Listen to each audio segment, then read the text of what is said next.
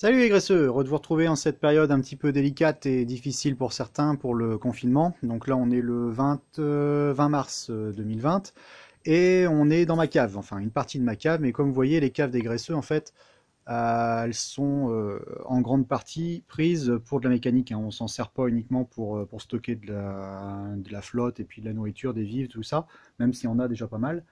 Mais j'ai également du stock au niveau de pièces neuves.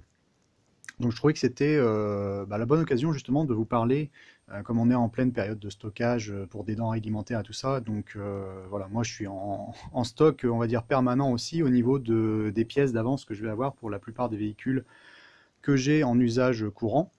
Donc je vais vous montrer un petit peu comment je fonctionne et puis tout ce que je peux un peu avoir d'avance pour savoir toujours me dépanner et justement ne jamais être pris. Donc ça, c'est quelque chose que j'applique moi de toute façon au niveau mécanique et parce que je l'applique aussi pour la vie voilà, courante, voilà, en habitant à la campagne avec une certaine autonomie, ce genre de choses. Voilà, donc on est dans ma cave, hein, donc comme je vous disais, cave des graisseux. Une cave assez ancienne d'ailleurs parce qu'elle est en, voilà, c'est de la pierre, enfin c'est de la craie en réalité, vous voyez. Et ça c'est un mur que j'avais refait il y a pas mal d'années.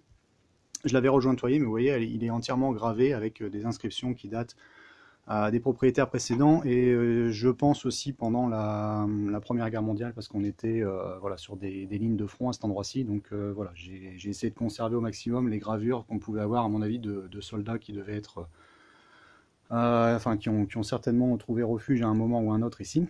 Donc voilà, comme la température est constante et qu'on n'est pas humide, bon, j'en profite pour stocker pas mal de trucs. Et notamment sur cette partie ici, où donc là j'ai vraiment toutes mes pièces d'avance, neuves, qui voilà, que j'ai vraiment stocké comme il faut. Donc c'est vraiment pas exhaustif du tout, hein, parce que des pièces, j'en ai vraiment des cargaisons complètes. Là ça va être peut-être 0,5% de tout ce que je vais avoir. Mais voilà, pour de la pièce neuve, pour les véhicules courants, donc vous savez, au quotidien, moi je me déplace surtout en range V8, donc je vais avoir pas mal de choses et pour ce véhicule-là, donc le V8, et un petit peu aussi pour du diesel, donc majoritairement on va trouver quand même de la pièce de Land Rover. Alors déjà, je vais vous montrer un petit peu, le fait est que je suis assez fier de moi parce que j'ai réussi à tout trier et à ranger tout par catégorie. Donc vous voyez, on va retrouver notamment tout ce qui va être pièces de Rover V8 ici. Donc j'ai toujours le nécessaire pour assembler 2-3 moteurs d'avance à peu près.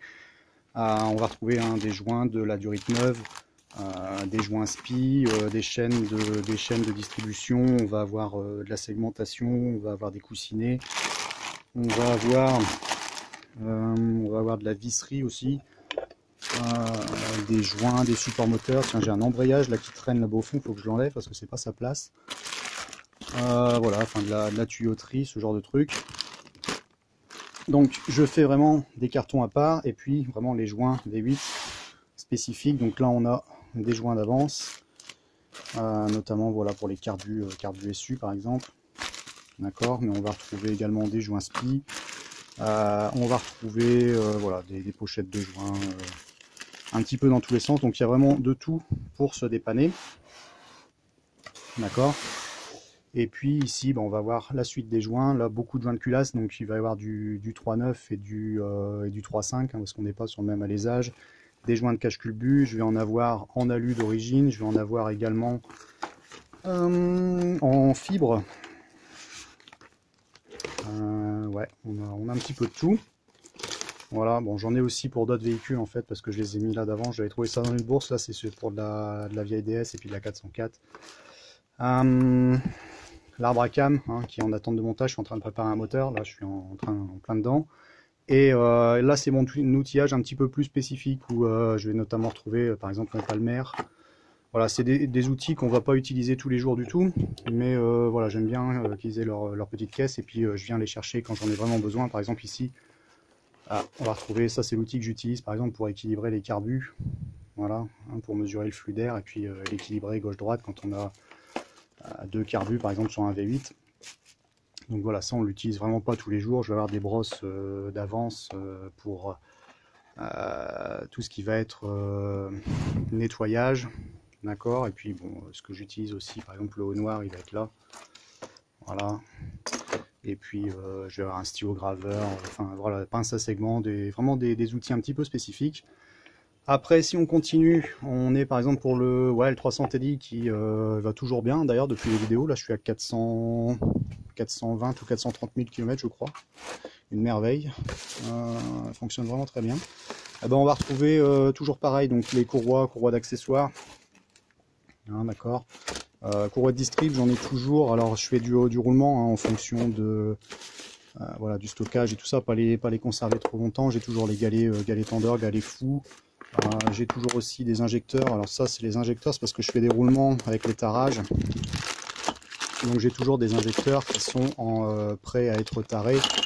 Je les laisse, j'en laisse à l'usage courant sur le véhicule et puis je tourne. Voilà, donc j'ai toujours un jeu d'avance. On va retrouver aussi voilà des joints, beaucoup de joints SPI. Bon, ça c'est les joints SPI de distribution par exemple. Voilà, au niveau qualité, ceux-ci sont vraiment très bien. En général, vous allez retrouver beaucoup de Corteco au niveau de mon stock. Et vous avez également aussi, bon, vous connaissez tous, hein, si vous roulez en Land Rover, les sachets bleus, c'est du Bride Part. Enfin bon, le Bride Part, c'est un peu spécifique parce que beaucoup de personnes ont tendance à dénigrer tout ça. Et c'est vrai que sur certains produits, on a un petit peu de problèmes de qualité. Après, honnêtement, voilà, quand c'est là, par exemple, c'était un joint de pompe à eau. Voilà, un joint papier et pompe à eau, prendre cette qualité là c'est largement suffisant, j'ai pas de problème. Là je vais retrouver, toujours pareil pour le 300 TDI, ça c'est le petit kit que j'embarque, que j'appelle moi mon petit kit de dépannage. Admettons je vais partir en pays étranger ou tout ça, j'embarque ça, je sais que dedans j'ai émetteur, récepteur d'embrayage, j'ai un filtre à huile, voilà, je vais avoir des bouchons de radiateur, voilà, il y a même des colliers dans le fond, je vais avoir voilà, toute une petite série de joints qui sont vraiment nécessaires. Par exemple celui-ci, le joint de transfert d'eau. D'accord, je vous redonne la référence, il est très important de l'avoir celui-ci. Ça doit être PET quelque chose. Ouais, voilà, PET. Voilà, donc là vous avez la référence.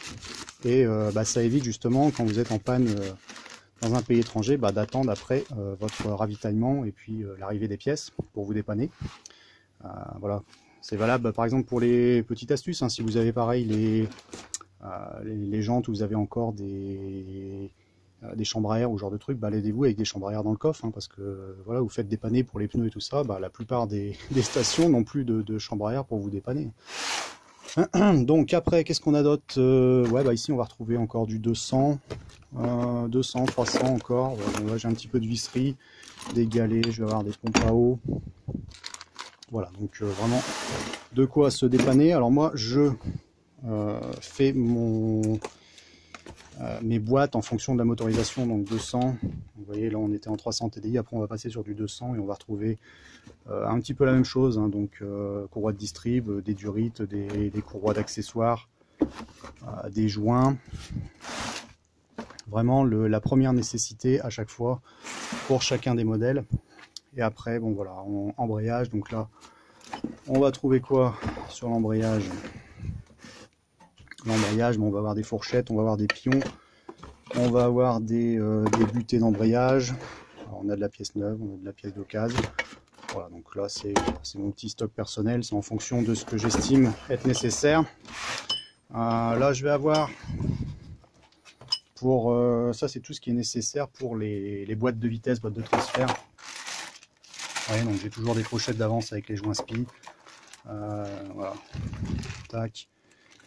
On va retrouver des cales, des axes de différentiel. Voilà, les petites cales, ça sont des pièces d'occasion, mais j'en ai en neuve également.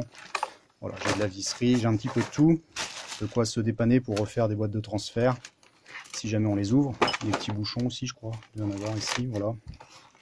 Des pattes de maintien pour les câbles de compteur. Voilà, donc, il manque un tout petit peu de place encore, hein, parce que c'est vraiment plein. Bon là exceptionnellement ouais, j'ai ma petite caisse avec les petites pièces de Peugeot 404 que voilà, j'utilise aussi au quotidien, donc je vais avoir quoi? Je vais avoir une dynamo neuve, je vais avoir des bougies, des coussinets. Donc ça c'est parce que je les ai trouvés dans une bourse. Après tout ce qui va être pièces d'allumage, je crois que j'ai encore une couronne aussi de différentiel en bronze parce que ce sont des pièces qui s'abîment. Voilà, avec la vis sans fin qui est là. Bon, les compteurs, bon, faudrait que je stocke avec les autres, je dois en avoir 3 ou 4 encore. Ça c'est nécessaire pour avoir les petits cloupiottes pour le rétroéclairage.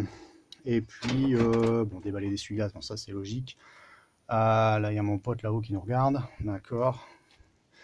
Et ah oui, radiateur neuf encore de 404. Bon, finalement moi le mien il est bien, j'ai eu une petite fuite, je l'ai réparé, j'ai ressoudé et ça tient depuis 1 an et demi, donc voilà, j'ai un radiateur neuf, mais ça me sert pas à grand chose, mais bon, j'ai pu en acquérir un, donc je l'ai. Je dois avoir un démarreur, ça c'est de la DS, voilà, que je conserve d'avance, il est prêt à être monté. Là j'ai ma petite réserve d'embrayage, majoritairement on va avoir du V8, il y a peut-être du TDI aussi dedans, donc on va avoir voilà, des disques et des plateaux. Bon là on a un petit peu plus d'électricité, ça c'est pour du V8, des pièces de compteur, des commodos, tout ça. Bon, ça n'a pas grand chose à faire ici, en réalité c'est pas de la pièce neuve, mais bon, c'est là parce que ça n'a pas pu être ailleurs à mon avis. Ici, bon là on va retrouver tous les systèmes de style en bloc pour quand je remonte des caisses directement sur des châssis neufs. Je vais vous montrer à quoi ça ressemble, vous allez comprendre. Ça, voilà, ce sont les pièces qui permettent, voilà, de poser la caisse sur le châssis. Bon, c'est livré avec des petites visseries, des rondelles d'appui. Bon, on stockera ça proprement. Je dois avoir des rétroviseurs, ouais c'est pareil ça si j'en casse. Donc j'ai toujours des rétroviseurs d'avance. Pour du TD5 ici, alors là j'ai pas grand chose en TD5. La majorité des pièces sont même dans le véhicule. Je vais avoir une pompe immergée en réalité ici. Et puis le faisceau qui est situé dans la culasse, le faisceau d'injecteur que moi je change régulièrement pour éviter justement les remontées d'huile par capillarité. Quand vous voyez que l'huile commence à sortir ici au niveau de la broche à la sortie de culasse, c'est qu'il est déjà un peu tard. Donc moi j'en ai toujours d'avance et je les change régulièrement pour éviter les contaminations parce que ça peut remonter jusqu'à l'écu et provoquer des pannes. Hein. Vous avez votre broche rouge qui est pleine d'huile, donc vous avez des coupures en roulant. Direction rotule cyle en bloc, oui. Alors là-dedans, qu'est-ce qu'on va retrouver? J'ai toujours de quoi refaire des boîtiers de direction. D'accord. Je vais trouver plusieurs qualités d'ailleurs au niveau des sachets que je vais avoir, hein, parce que je vais avoir voilà, des pochettes de joints. Ça dépend de la qualité que je souhaite. Si c'est pour un véhicule pour aller faire le mariole en tout terrain, ou si c'est pour voilà, un usage vraiment long cours et puis beaucoup de kilomètres, ce genre de choses. Donc du 4 vis, du 3 vis. On va retrouver des rotules. Ça c'est les croisillons de direction, la colonne de direction. Et puis on va retrouver de la rotule, pareil, donc j'ai plusieurs types de qualités. Par exemple les Atex, celles-ci, c'est vraiment dommage parce qu'on les trouve plus celles-ci. Elles étaient, de mémoire, elles étaient graissables, ouais, voilà, comme ça, et il y avait une grosse goupille au travers. Et donc il faut avoir plusieurs références parce qu'il y a des pas à gauche et pas à droite. Donc voilà, j'ai des Atex, et puis bon, après on trouve de la qualité, enfin de la qualité qui n'est pas la même. Ça c'est de la pièce d'origine, elle doit encore être bonne. Donc voilà, après on va trouver de la bielle pendante, voilà, des premiers montages, et puis on peut trouver également, à mon avis je dois avoir un kit qui traîne pour changer uniquement la rotule. Voilà, la rotule elle est là, ici, de la bielle pendante. Tout est livré pour remettre en état tout ce qui va être direction. Voilà. Après, ici les cylindres en bloc, bon alors il me reste des pièces neuves. J'ai monté un kit, hein, je vous avais fait une vidéo sur les cylindres en bloc, voilà, polyuréthane, ils sont sur mon véhicule depuis 40 000 km, ça bouge pas. J'en avais monté aussi de cette marque ici, bon ceux-là j'ai pas encore suffisamment de recul sur ceux-là, et après bah, vous allez trouver de la pièce neuve comme d'origine ici, donc voilà les cylindres en bloc en caoutchouc classique, mais là vous avez vraiment besoin d'une presse pour les mettre en place. Vous voyez à quel point ça peut s'abîmer. Ça par exemple ce sont les cylindres en bloc des bras côté châssis. Et puis alors si je bouge ça, on va trouver du cylindre en bloc d'origine. Voilà, j'ai tout ce qu'il faut pour notamment tout ce qui est amortisseur d'origine, La rotule centrale de pont, donc ça moi souvent je les extrais et puis on remplace uniquement la rotule qui est là. Donc ce qui est important d'avoir c'est vraiment le bâti en lui-même ici, le support. Vous voyez, donc là voilà, ça, ce sont des scies en bloc en bon état côté pont. Voilà, on peut trouver aussi des scies en bloc comme ça, neuf. Ça c'est les scies en bloc de pont arrière. Voilà, donc on remet ça à peu près en place. En consommable, allez, on se range un petit peu, ça pousse. Ouais. En consommable, ici, freinage, très important le freinage. Donc là, freinage, j'ai un petit peu de tout aussi. De quoi me dépanner, notamment tout ce qui va être plaquettes. Donc je vais avoir plusieurs types de jeux. J'ai toujours des jeux d'avance neufs, complets. Donc on a par exemple pour les premiers montages, là ici, de range V8. Et ça, on est sur les seconds montages, voilà, notamment sur les TDI en 93, 94, tout ça, on avait ça. Voilà, donc j'en ai d'avance. Et puis à différentes qualités aussi, suivant le freinage qu'on doit avoir. Parce que par exemple, moi j'utilise sur le V8, c'est du Mintex en tendre. Où vraiment, voilà, j'ai un bon freinage avec ça. Plaquette tendre. Donc après, voilà, moi, je suis plus adepte de ce genre de dureté de plaquette. Bon, puis il m'en reste certainement d'occasion. Alors soit je les utilise quand je repousse les étriers ou alors sur des véhicules de tout terrain uniquement. Hein. Après, donc pour s'aider avec tout ça, on va avoir à chaque fois voilà, les kits de goupilles. Un petit peu de tout. Hein. Voilà, des goupilles neuves. Tout ce qu'il faut pour remettre les goupilles de plaquettes. Et on trouve toujours des pistons pour refaire la totalité des étriers. Donc j'en ai toujours d'avance aussi. Et tout ça, ce sont des pistons. Vous pouvez les trouver en qualité d'origine ou en qualité inox. Voilà, donc normalement on est plus tranquille avec ça. Voilà, puis après je vais trouver voilà, tout ce qui est petites pièces. Ça c'est nécessaire hein, pour tout ce qui est frein à main. Et au niveau des pédaliers, tout ça, on va avoir toutes ces pièces là également. Et on va trouver également tous les joints nécessaires pour refaire les étriers. Voilà, donc les petits joints de coupelle avec les petits inserts en acier qui viennent bloquer le tout. Donc j'ai toujours des jeux d'avance. Voilà. Tac, donc freinage. Et puis ouais, de la conduite. Alors je dois avoir de la conduite. Celle-ci c'est de la renforcée. Hein. Goodrich. Donc ça j'en ai monté, c'est pas mal du tout. Sans une différence aussi, quand on a un freinage qui est vraiment refait de tout partout, voilà, moi clairement ça m'arrive très régulièrement de bloquer mes roues, c'est même pour ça qu'à la limite j'en viens à apprécier l'ABS. Quand on a un freinage qui est vraiment efficace, ça peut être assez utile. Bon ça ici on a vu tout à l'heure, qu'est-ce qu'on a d'autre? Tac tac tac, bon là mon petit masque à soudure. Avec les baguettes. Voilà, donc j'ai tous les diamètres. En majorité, j'utilise du 2,5, quelquefois du 3,2. Et puis là, on va retrouver tout mon matos de peinture. Bon, je l'ai foutu là parce que je savais pas où le mettre en attendant. Les peintures, ouais, j'en ai fait pas mal sur les épisodes, notamment avec la restauration de DS, tout ça. Donc voilà, là tout est à l'abri et ça reprendra. Pour le moment, j'ai pas à en faire, donc c'est à l'abri pour le moment. Et puis là, on va avoir toutes les réserves de filtres. Donc ça c'est vraiment du consommable pour les véhicules de tous les jours. Donc en majorité du Land Rover, je vais avoir aussi pour de la 404 je crois là-haut, ouais. Et puis voilà, j'ai filtre à carburant, filtre à huile, filtre à air pour du TD5, du V8, du 200, 300 TDI. Et puis des rotofiltres, des cônes aussi que j'ai récupéré un petit peu à droite à gauche sur des épaves, certaines épaves. Celui-ci, ça c'est pareil, j'en récupère. C'est les entourages qu'on a par exemple sur les L322, les filtres à air d'origine. Et moi je m'en sers pour tout ce qui va être motoculture, voilà, des broussailleuses, tronçonneuses, tout ça, quand on veut refabriquer des filtres soi-même. On a de la sable aussi, je crois, donc ouais, voilà, du consommable, donc il y en a toujours. Hein. Et là par exemple, filtre à huile, je dois en avoir, je sais pas, 25-30 à peu près. Ils sont compatibles à beaucoup de modèles Land Rover, donc je les achète par 10, par 20, même plus. Et bon, là j'ai quelques vieux outils, alors en fait ils sont là parce que je sais pas où les mettre, j'aimerais vraiment les mettre en valeur par la suite. En fait c'est tout ce qui me reste c'est-à-dire c'est tout ce que j'ai hérité d'un grand-oncle. Ce sont les outils très anciens. J'aimerais vraiment beaucoup les mettre en valeur. Ouais, par exemple ça c'est un rabot. Alors on croirait que c'est un truc qu'on a fait soi-même et tout ça, mais non, en fait, ce sont des outils, vous allez le voir, des anciens outils Peugeot. Voilà.